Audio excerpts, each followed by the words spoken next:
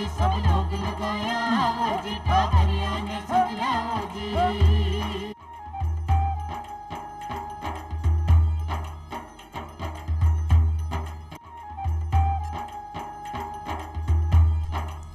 चौपाल देखवाला सगला दर्शिका ने राम राम सा।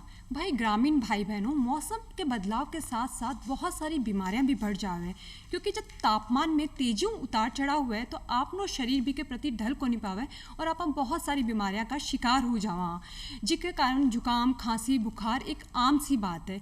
इयान का मैं आपने अपने खान पान को विशेष रूप में ध्यान रखने की ज़रूरत है। खासकर अपने घर में जो भी टाबर बड़ा बुजुर्ग है बांग के स्वास्थ्य को ध्यान रखना बहुत ज़्यादा ज़रूरी है। तो आइए आज चौपाल के माध्यम हो जाना कि बदलते मौसम में काई खान पान होना चाहिए और कौन कौन सी बातों की सावधानी आपने रखवा की आवश्यकता है। और ये विषय पे जानकारी देवा खातर आपने सागे पधार्या है डॉक्टर इंदु सैनी जी, जो कि आहार विशेषज्ञ है। इंदु जी, मेरे कार्यक्रम में आपको बहुत बहुत स्वागत है। नमस्कार। आज आप बात करें हाँ बदलते मौसम में आप अपने स्वास्थ्य को ध्यान किया रखा, तो कहते ना कि दिनचर्या एक बहुत ज़रूरी हुए स्वस्थ जीवन के लिए, निरोगी काया के लिए। तो बदलते मौसम में आपने जो दिनचर्या है वह काई होनी चाहिए, आप माँ के दर्शिका ने बताओ जी। सबसे पहले तो मैं बताना चाहूँगी कि बदलते मौसम में ऐसा क्या होता है कि हमारा स्वास्थ्य में गिरावट आ जाती है। हर वर्ग के में, जैसे बच्चों में भी होता है, महिलाओं में भी, बुजुर्गों में भी।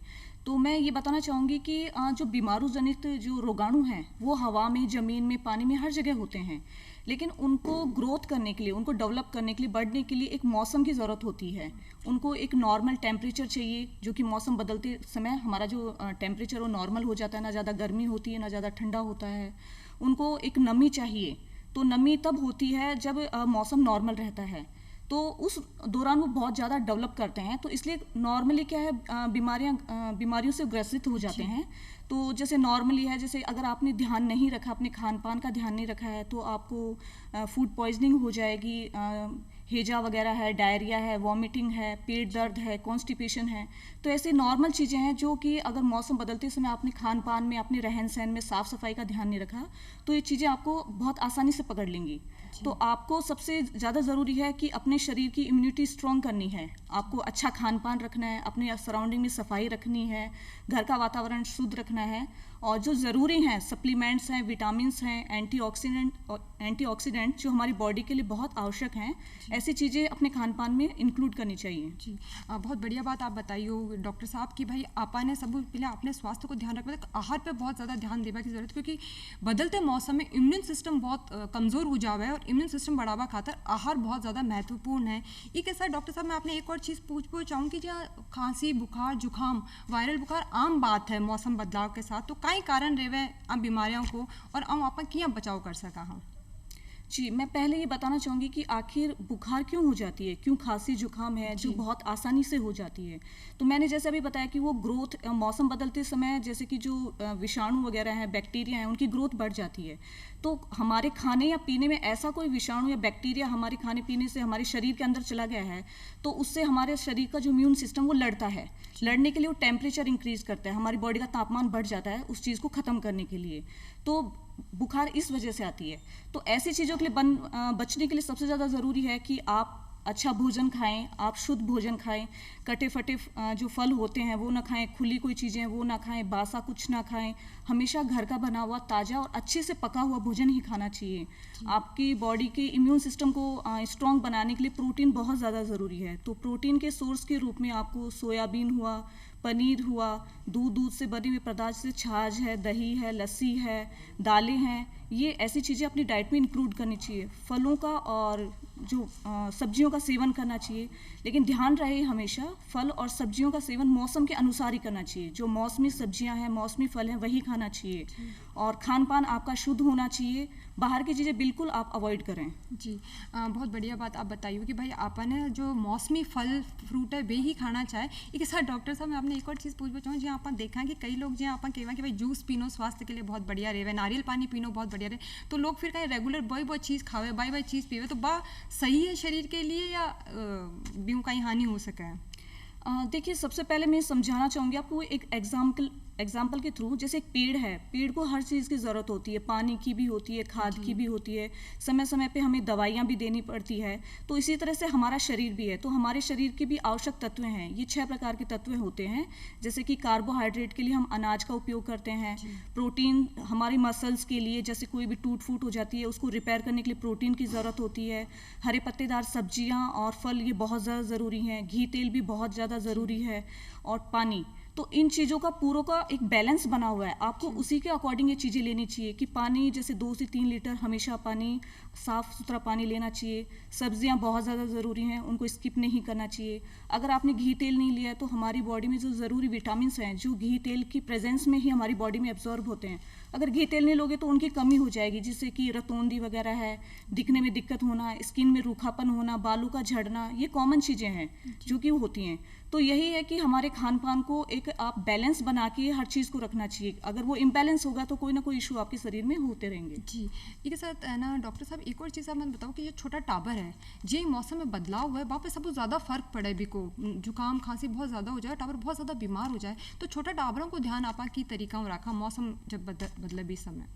देखिए, सबसे पहली बात तो मैं बताऊंगी, बच्चों की जो उम्र होती है वो एक ग्रोइंग एज होती है। ग्रोइंग एज में हमसे भी ज़्यादा उनको आहार की ज़रूरत होती है। स्वस्थ खान पान देंगे तभी उनकी बॉडी अच्छे से डेवलप करेगी, अच्छा उनका स्ट्रॉन्ग इम्यून सिस्टम बनेगा।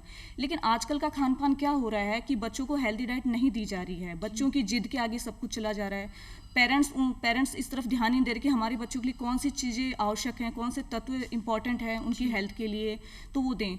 आजकल जैसे बच्चे हैं, चॉकलेट हैं, चिप्स हैं और कुरकुरे हैं, कुकीज़ वगैरह हैं, पेस्ट्री, पिज़्ज़ा, ये बहुत कॉमन है जो आप देखोगे डेली का इंटेक है बच्चों का, मतलब डेली बच्चे खाते हैं। एक मैं नॉर्मल चीज़ में बात करूँ तो जैसे कि पूरे दिन में एक इंसान को 5 ग्राम से ज़्यादा नमक नहीं खाना चाहिए, लेकिन आप जब इन पूरी चीज़ों का नमक निकालोगे तो क्वांटिटी बहुत ज़्यादा हाई हो जाती है। इनमें हेल्दी कुछ होता नहीं है, फैट इंक्रीज होता है, मैदा इनमें होता है, जो कि बच्चों की हेल्थ के लिए बिल्कुल अच्छा नहीं है। अगर आप बच्चों को आदत डालोगे कि उनको शुरू से कि कैसा हेल्दी खाना उनको खाना चाहिए, उनका इम्यून सिस्टम स्ट्रांग रहेगा तो उनको आसानी से बीमारियां नहीं होंगी। जी, तो मतलब आप मतलब कह सका कि भाई जो तलो भूंदो और ये सब जो चीज़ें हैं टाबरा ने भी नहीं देनी चाहिए, खासकर जब मौसम में बदलाव हो रहे भी समय आपने बाहर को खानो टाबरा ने नहीं देना चाहिए। एक तरह टाबरा को आहार का होना चाहिए, जो घर में बनी कौन सी चीज़ें हैं जो बात देनी चाहिए ताकि मौसम बदलाव के साथ साथ बेस्वस्थ रह सके। देखिए, सबसे पहले तो मैं बताऊंगी कि खाना हमेशा टुकड़ों में खाना चाहिए, एक साथ बल्क में कभी भी नहीं खाना चाहिए। सुबह उठते ही बच्चों को कुछ खाने के लिए देना चाहिए। नाश्ता जो होता है वो वैरायटी में होना चाहिए, कि हमेशा ये नहीं कि आप एक ही एक नाश्ता खा रहे हैं। फिर 10-11 बजे के करीब भी बच्चों को हल्का सा स्नैक्स में कुछ भी आप दे सकते हो, कोई भी सीजनल फ्रूट्स दे सकते हो, लस्सी वगैरह दे सकते हो, सूप दे सकते हो। दोपहर का जो खाना है वो हेल्दी होना चाहिए, जिसमें दाल चावल रोटी सब्जी सलाद या रायता जो भी आपके पास में है अवेलेबल लोकली वो देना चाहिए। 4-5 बजे के आसपास भी बच्चों को कुछ खाने के लिए देना चाहिए, स्नैक्स में दे दिया, दूध दे दिया, स्मूदी वगैरह कुछ दे दिया। रात का भोजन भी होना चाहिए जो कि हेल्दी हो लेकिन थोड़ा कम हो। सोते टाइम बच्चों को दूध, तो इस तरह से अगर आप पूरे दिन में इंटेक देंगे, बच्चों को थोड़ा थोड़ा करके देंगे तो उनकी बॉडी के लिए बहुत ज़्यादा हेल्दी रहेगा, जो कि उनको बीमारियों से बचाएगा। बहुत बढ़िया बात डॉक्टर साहब आप वहाँ के ग्रामीण दर्शका ने बताइयो कि भाई आपने घर में जो भी छोटा टाबर है बाने कुरकुरा चिप्स कोल्ड ड्रिंक आऊँ दूर रखना है, खासकर बदलते मौसम में बहुत ज़्यादा ध्यान रखने की ज़रूरत है। और जो खानो आप टाबरन देवा वो टुकड़ा में देना चाहे और बिल्कुल हेल्दी खानो देना चाहे, घी दूध छाछ दही टाबरा ने देना बहुत ज़रूरी है ताकि बदलते मौसम में बन कोई भी बीमारी और बुखार खांसी उन पर बच सके। एक ऐसा डॉक्टर साहब मैं एक और चीज़ बोलना चाहूँगी कि आजकल आप बीमारी की अभी आप बात कर रहे हैं तो आजकल बहुत सारी यानी कि बीमारियाँ जैसे कैंसर बीपी डायबिटीज़ शुगर, मतलब बहुत सारी बीमारियाँ यानी कि है जिनको मतलब इलाज भी बहुत मुश्किल हो पावे। तो ये बीमारी हुआ को कहीं कारण है क्योंकि आजकल आपने देखा हर दूसरे तीसरे आदमी में आपने देखा थायराइड की परेशानी हुआ है। खासकर आप महिलाओं की बात करें तो बहुत सारी महिला में थायराइड की प्रॉब्लम हुआ है। बीपी की बात करें बहुत सारे लोगों में बीपी की प्रॉब्लम है। तो ये को कहीं कारण है, इतनी बीमारियाँ क्यों बढ़ रही है? देखिए, मैं बताना चाहूँगी आजकल जो इतनी आम बीमारियां हैं कि हर घर में आपको कोई ना कोई बीपी का पेशेंट मिल जाएगा, आर्थराइटिस का मिल जाएगा, डायबिटिक है, हार्ट की प्रॉब्लम, कैंसर, ये बहुत कॉमन है। इनके 3 फैक्टर होते हैं। सबसे पहला फैक्टर ये है कि आपके सराउंडिंग में माहौल कैसा है, स्ट्रेस लेवल आपका कैसा है, आपका खान पान कैसा है, आपकी फिजिकल एक्टिविटी कैसी है, अगर आप प्रॉपर हेल्दी काम कर रहे हो, पूरे दिन फिजिकल एक्टिविटी आपकी है, आप उसके अकॉर्डिंग अपना खाना ले रहे हो, हेल्दी खाना ले रहे हो, आप टेंशन फ्री हो, तो मुझे नहीं लगता आपको इनमें से कोई भी बीमारी हो सकती है। क्योंकि 10% बीमारियां ही जेनेटिक होती हैं, बाकी 90% जो बीमारियां होती हैं वो इन 3 फैक्टर्स की वजह से होती है। अगर आपका खान पान अच्छा नहीं है, आपकी हेल्दी लाइफ स्टाइल नहीं है, आप एक्सरसाइज वगैरह योगा वगैरह नहीं कर रहे हैं, पुअर न्यूट्रिशन आपका है, तो आपको बीमारियां आसानी से हो सकती हैं। जैसे कि अगर आप फाइबर की कमी है, फाइबर इंटेक आपका अच्छा नहीं है, सलाद वगैरह आप अपने खाने में नहीं ले रहे हैं, तो कॉमन है जैसे कि डायबिटीज़ वगैरह बहुत कॉमन है, बीपी वगैरह का इंटेक, जैसे मैंने अभी बात की थोड़ी देर पहले कि नमक है, 5 ग्राम से ज़्यादा नमक नहीं लेना चाहिए। लेकिन आज एक नॉर्मल इंसान भी 20-20, 25-25 ग्राम आसानी से ले रहा है, तो बीपी की दिक्कतें बहुत आसानी से बढ़ रही हैं। बीपी का दूसरा फैक्टर ये है कि कोलेस्ट्रॉल, आजकल क्या है, घी भी 2 प्रकार के होते हैं। जो हम ऑयल की बात कर रहे हैं, फैट एंड ऑयल की, तो वो 2 प्रकार के होते हैं। एक होता है बैड ऑयल, एक होता है गुड। तो आज के टाइम में गुड कोई भी नहीं ले रहा, सब बैड ऑयल ले रहे हैं। जैसे कि बाहर का खाना, आउटसाइड वाला खाना, ये बैड ऑयल का काम कर रहा है। तो ऐसे खाना खाने से क्या है, वो आपकी बॉडी में स्टोर हो जाता है, स्टोर होकर आपकी खून की जो सप्लाई है उनको ब्लॉक करने लग जाता है। उनके चारों तरफ जो आपकी नलियाँ हैं खून की, उसके चारों तरफ जमने लग जाता है, ताकि ब्लड का फ्लो नॉर्मल जो होना चाहिए वो ना होके बढ़ जाता है। तो यही एक बीपी का कारण है। इसलिए हमेशा हेल्दी खाएं, एक्सरसाइज वगैरह करें, फिजिकल एक्टिविटी मॉडरेटरी ना लग के सेडेंट्री लाइफस्टाइल जो आपकी उसको चेंज करें, व्यायाम वगैरह करें और हेल्दी खाना खाएं।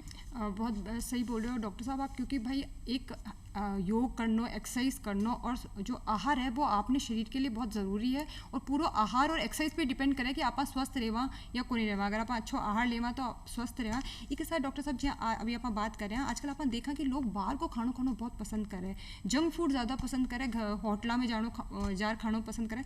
तो वो जो बाहर को खाना है वो कितना हानिकारक है शरीर के लिए, और कितनी बीमारियाँ हो सके, इसके बारे में आप बताओ। देखिए, बाहर के जो खाने में है उसमें सबसे ज़्यादा चीज़ें सिर्फ 3 चीज़ें होती हैं। नमक बहुत ज़्यादा होता है, मैदा के बने हुए होते हैं, और तीसरा है कि वो हाई कैलोरी रिच होते हैं।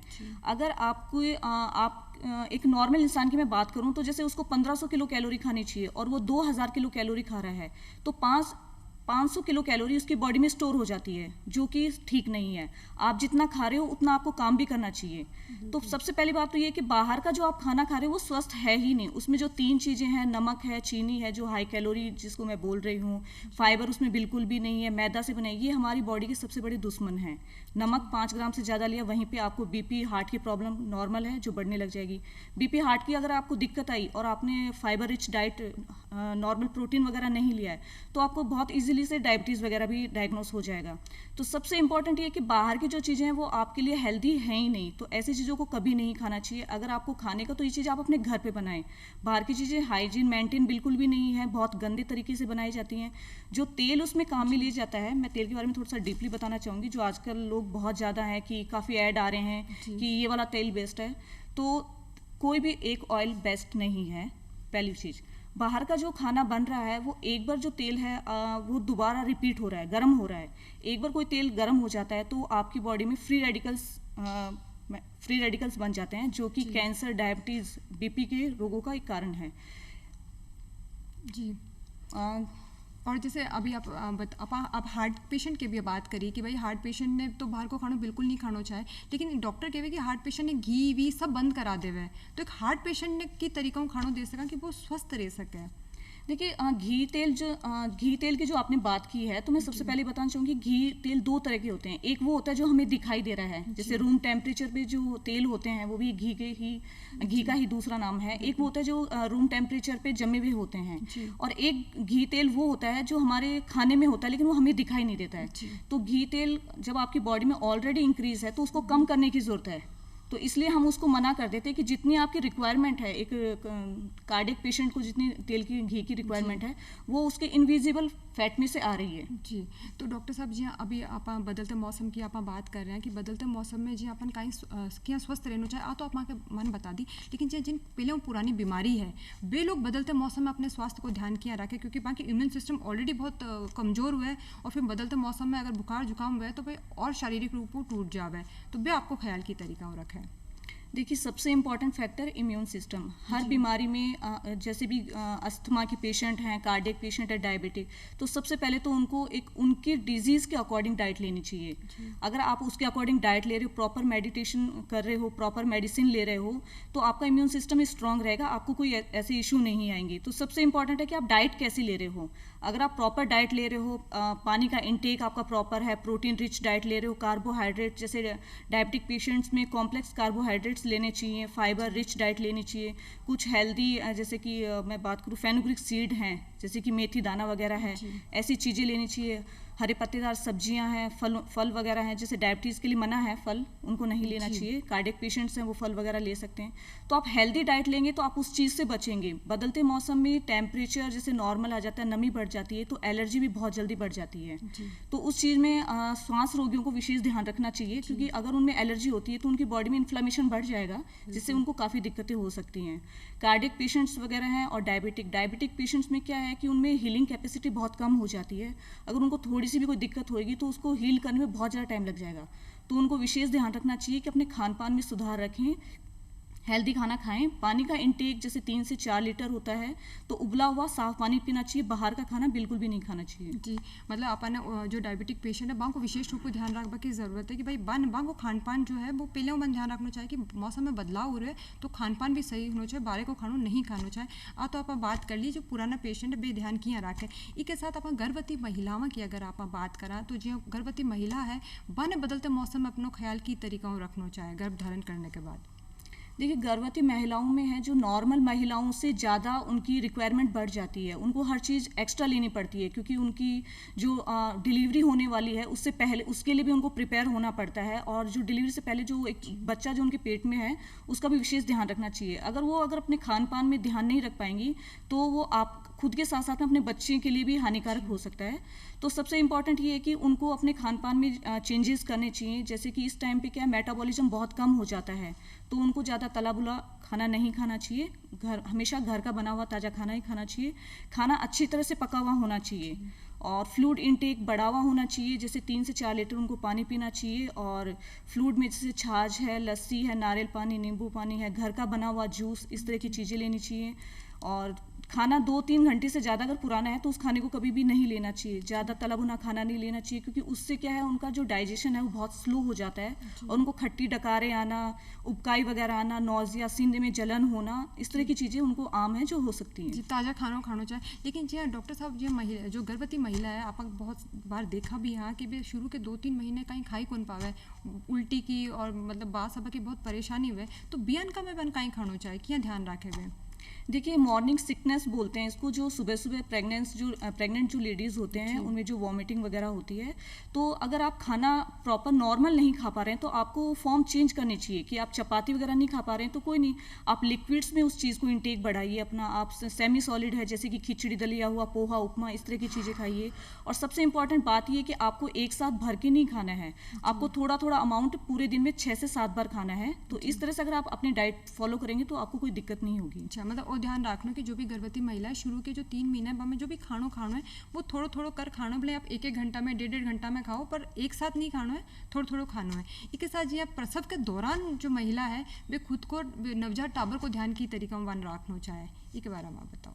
प्रसव के बाद में एक माँ में एक दूध मिल्क सिक्रेशन होता है, तो उसको ज़्यादा ध्यान रखने, क्योंकि उसको अपने साथ साथ अपने बच्चे का भी ध्यान रखना है कि मतलब उसको फीड कम ना हो।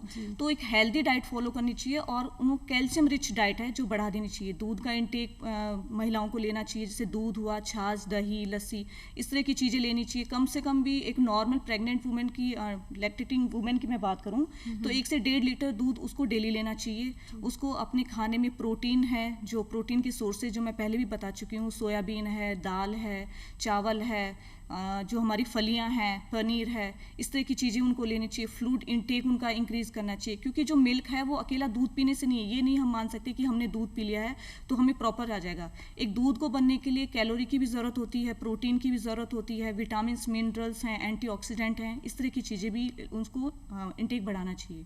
फ्रूट्स हैं तो फ्रूट्स में आप जो ज़्यादा पानी वाले फ्रूट्स हैं वो नहीं लेने चाहिए। मोटे छिलके वाले जो फ्रूट्स हैं जैसे कि केला हुआ, संतरा है, मौसमी है, और खट्टे फ्रूट्स जो हैं, इस तरह से उनका इंटेक बढ़ाना चाहिए। सब्जियां वगैरह हैं तो मौसम जब चेंज हो तो उस टाइम उनको ज़्यादा ध्यान रखना चाहिए कि जो सब्जियां हैं उनको लेनी है, आपको बंद नहीं करनी, लेकिन कच्चे फॉर्म में नहीं लेनी। आप कच्ची सब्जियां सलाद ना लेके उसका सूप बना के, सब्जियों को उबाल के पका के फिर उनको आपको काम में लेना चाहिए। जी बहुत बढ़िया बात डॉक्टर साहब आप बताइए कि भाई जो भी आपने जच्चा और बच्चा है बा को स्वास्थ्य को ध्यान रखबा खातर अपने खान पान को विशेष रूप से ध्यान रखबा की ज़रूरत है, और जो खानो आप खावा वो खानो बिल्कुल ताज़ा होना चाहे, बिल्कुल फ्रेश खानो खानो चाहे। इसके अलावा बाहर को कहीं नहीं खानो है, और जो फल है वे जो मौसमी फल है वे ही खाना चाहे, ताकि माँ और जो टाबर है वे दोनों स्वस्थ रहे। इसके साथ डॉक्टर साहब मैं एक और चीज़ आपने पूछूँ आप खान पान की बात करें, और मतलब तो आप मैंने आप बताओ कि यह खान पान में अलग अलग बीमारी के लोगों के लिए अलग अलग प्रकार को खान पान है, या सभी ने एक तरह कोई खान पान करना चाहे? जी बिल्कुल, सभी बीमारियों का अलग अलग खान पान होता है। जैसे कि मैं अगर एक हाइपरटेंशन पेशेंट्स की बात करूँ, बीपी की पेशेंट्स की, तो पहली बात तो मैं एक आपको वैसे नॉर्मल वे में बता सकती हूँ, बाकी तो हम पेशेंट्स की पूरी प्रोफाइल देख के ही बताते हैं कि उनकी केमिस्ट्री रिपोर्ट्स कैसी है, पेशेंट्स कैसा फील कर रहा है, क्या चीज़ वो खा पाता है, उसी के अकॉर्डिंग उनको सजेस्ट करते हैं। तो बीपी के पेशेंट्स को अगर मैं नॉर्मली देखूँ, अगर उनका बीपी हाई है तो उनको कम इंटेक जैसे कि नमक का लेना चाहिए, फ्लूइड है, पीने के लिए लिक्विड्स के सोर्सेज हैं वो ज़्यादा रखने चाहिए। अगर मैं डायबिटीज़ पेशेंट्स की बात करूं तो उनको ग्लूकोज सडनली ग्लूकोज इंक्रीज़ करने वाले हैं, जैसे कि फल हैं, फलों का जूस है, चावल है, कॉर्नफ्लेक्स वगैरह, आलू, ऐसी चीज़ें बिल्कुल भी नहीं लेनी चाहिए। उनको एक हेल्दी डाइट जो मैं पहले भी बता चुकी हूँ कि फॉलो करनी चाहिए, पूरे दिन में एक साथ ना लेके थोड़ा थोड़ा लेना चाहिए। कैंसर पेशेंट्स हैं तो कैंसर पेशेंट्स को हाई प्रोटीन डाइट सजेस्ट की जाती है, और कॉलन कैंसर वगैरह है, या जिन पेशेंट्स को आहार नली मतलब पाचन से संबंधी कोई दिक्कत है, डायरिया वगैरह जिनको होता है, तो उनको फाइबर फ्री डाइट लेनी चाहिए। तो इसीलिए हर पेशेंट्स की अलग अलग रिक्वायरमेंट होती है हर डिजीज़ के अकॉर्डिंग। जी ठीक है सर। डॉक्टर साहब मैं एक और चीज़ आपने पूछ पाऊँ जी, अभी कोरोना बहुत ज़्यादा चल रहा है, तो जो कोरोना काल में एक भ्रांति है कि भाई अपन है ना ठंडी चीज़ खानी ही नहीं है, क्योंकि अगर अपन ठंडी चीज़ खाशा तो कोरोना होगा का बहुत ज़्यादा चांस रहे हुए है। तो इस पर आप कहीं के बचाओ कि वास्तव में अपन ठंडी चीज़ नहीं खानी चाहिए, क्योंकि लोग इतो काढ़ो पी रहे हैं, तो वो शरीर के लिए सही है, या कहीं बहुत ज़्यादा गर्मी भी कर सके बात चीज़, तो इसके बारे में आप बताओ। देखिए ये गलत बात है कि ठंडा नहीं खाना चाहिए, इससे ज़्यादा होता है।